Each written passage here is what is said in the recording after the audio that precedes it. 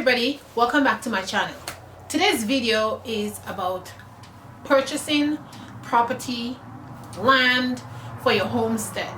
So things that you should and should not do when you're purchasing land for your homestead. So here we go.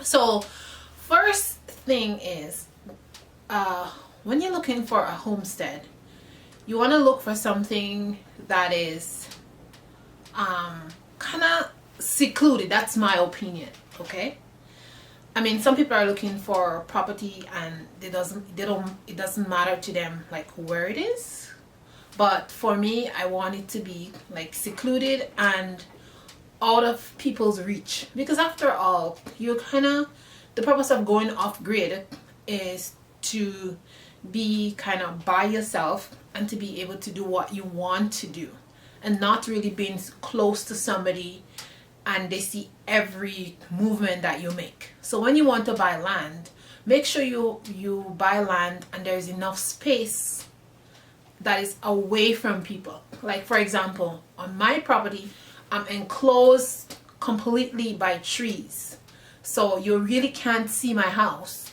unless you come into my driveway per se, right? Or if you drive maybe 3 minutes or maybe 5 minutes up the road on the hill and you look down, you're gonna see my property.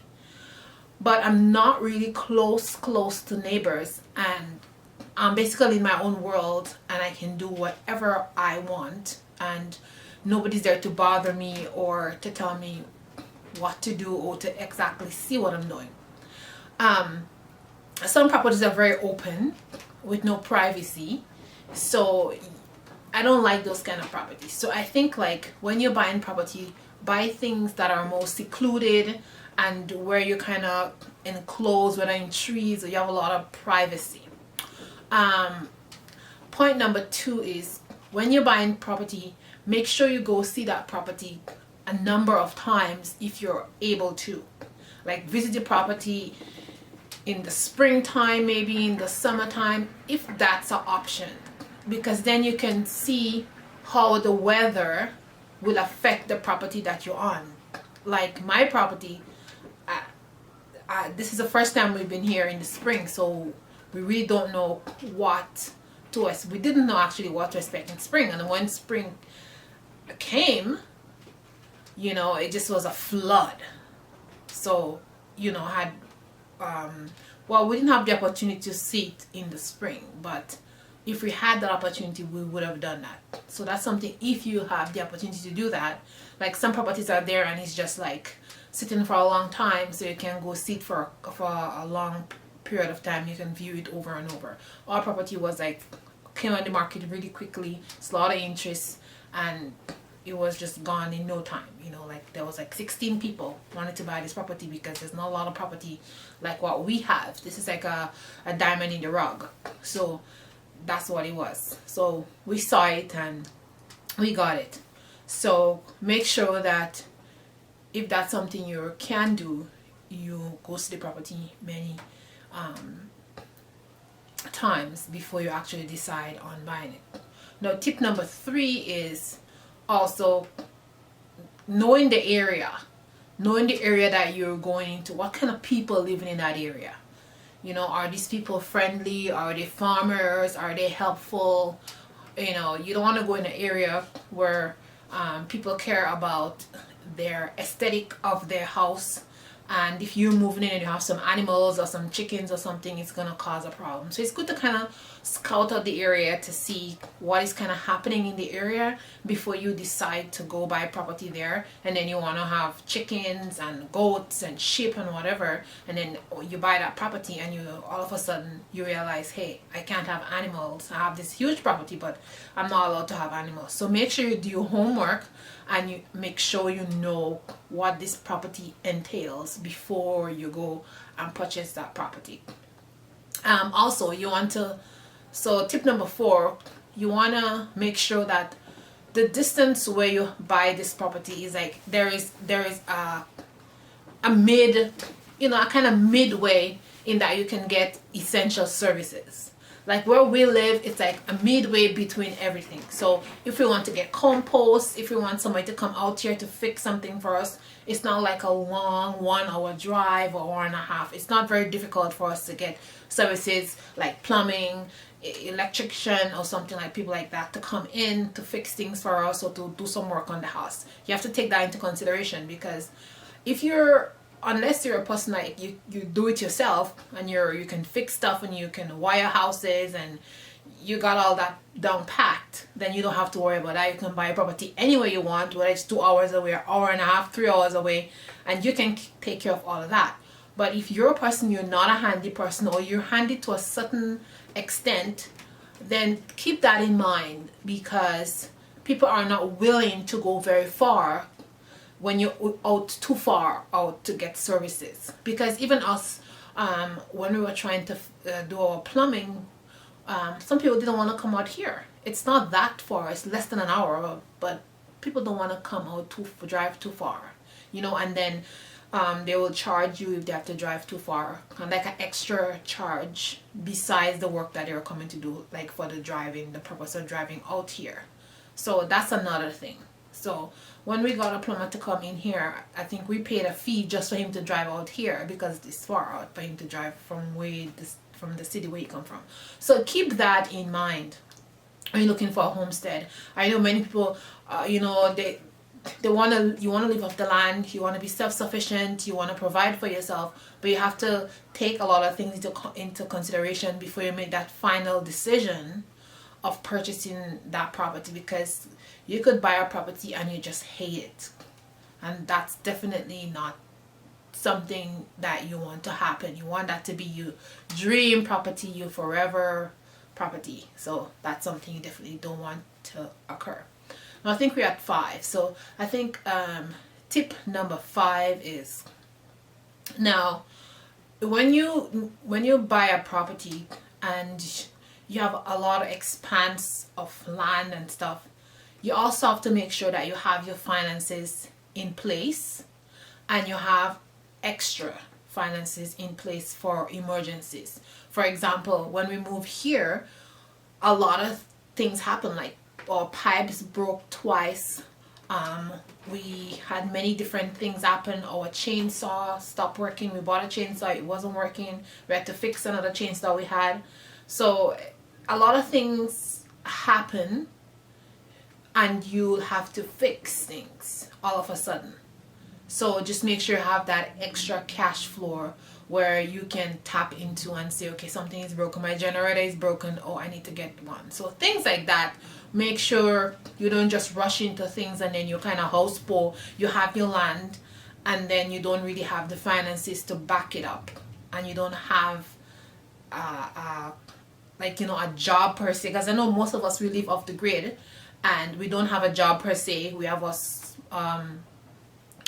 savings, whether we sell our houses or stuff like that, and we're living off that kind of saving, or one partner is working and the other one is not working, and we're making it work like that. But some of you who are like cold turkey with nobody's working, just be careful when you're purchasing your property. Like for us, my husband is still working and I decided to resign my job, so I'm home and able to do all that stuff, but we have an income that is coming in, so we really don't have to worry about that.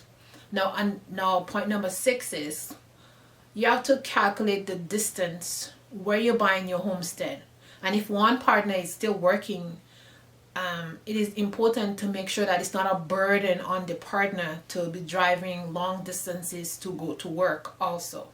So you should keep that in consideration. You could find a dream property, but then you probably not to get up at 5 o'clock in the morning to take a 2-hour drive. That can become very taxing on a person, and then they don't really enjoy the property so much, because all they think about is I have to drive 2 hours here, 2 hours there.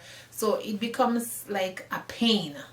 It's not enjoyable anymore. So take that into consideration also. Excuse me. When you're purchasing a property, because that could cause a major problem. And my last point is, when you buy a property out here, you have to buy a lot of equipment. You have to buy a snowblower, You have to buy chainsaws. You have to buy like just equipment, generator. You may have to put in like a pump on your well in case like you have no electricity, if you're still on the grid like us. So when electricity goes, we have everything else, but we need that pump to work to pump the well. So that's something we have to work on, getting a manual pump on the well, so when there's no electricity, we don't really have to worry about water, because there's no water once there's no electricity. So stuff like that. If you're off the grid, you want to be totally off the grid, you have to keep in mind that there's also other things that you're gonna need to purchase, and you just have to make sure that you kind of budget for all of that, because you don't want to be out there off the grid. If you're off the grid, that's what you're doing when you buy a homestead, off the grid, and then you have a power outage or something happen to your generator and you're in the dark.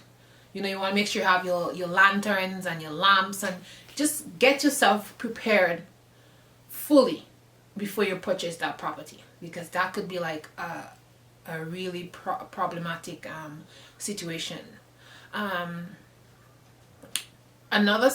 This is my bonus suggestion. My bonus suggestion is, a lot of you guys, when you're moving off grid, sometimes you have this fantasy that everything is just perfect and everything is okay and it's gonna be a walk in the park. Well, really, it's not gonna be a walk in the park for the first year or something like that, because there's just a lot of things to do. You, like, if you already buy a property and it has a house on it, you're gonna have to fix things in the house, you're gonna have to paint, you're gonna have to repair, you're gonna have to do lots of things. You have some trees I need to cut, like we had to cut trees down because they were too close to the house. Some trees were dead, so there are gonna be a lot of things that you will have to do on the property. So it's not gonna be a walk in the park, and it's gonna take you a while to get the place the way you want it. So don't look up other people's video on YouTube and say, wow, the place is so beautiful and everything like that, because they lived on our property and it took them a while, a number of years, to get this property the way that they want to. And don't try to come on your property and just try to do everything at the same time, because it's just gonna burn you out. So yeah, so these are my tips on when you're buying a property, and things to look for, and things that you should and should not do, which is gonna take, you know, stress off you.